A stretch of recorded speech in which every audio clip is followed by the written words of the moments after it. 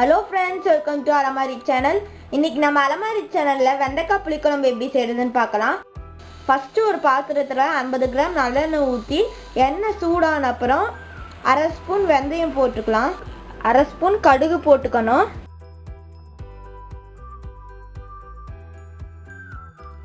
கடுகு வெடிச்சு வந்த உடனே 7-8 கருவேப்பிலை இதில் போட்டுடலாம்.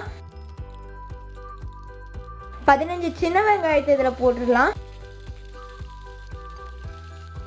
இது நல்லா நம்ம வதக்கிக்கணும். வெங்காயம் வதங்கின அப்புறம் 1/4 கிலோ வெண்டைக்காவை சின்ன சின்னதா நறுக்கி இதுல போட்டுடணும்.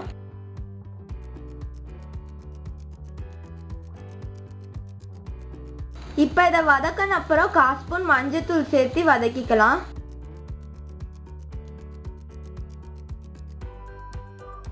அஞ்சு ஸ்பூன் சாம்பார் தூள் போட்டுக்கலாம்.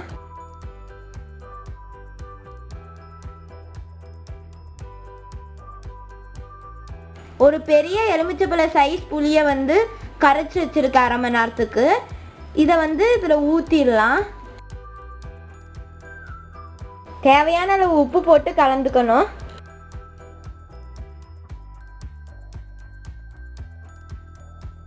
இப்போ குழம்பு திக்காகணும்காக மூடி போட்டு மூடி வச்சிடணும். இப்போ 15 நிமிஷம் ஆயிடுச்சு. இப்போ இதை நம்ம ஓப்பன் பண்ணி பார்த்துடலாம். இப்போ பாருங்க, இந்த அளவுக்கு குழம்பு திக்கா இருக்கணும்.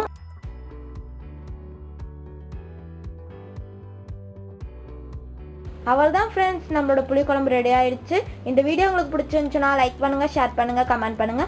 அண்ட் மறக்காம நம்ம அலமாரி சேனலுக்கு சப்ஸ்கிரைப் பண்ணிடுங்க. தேங்க்யூ.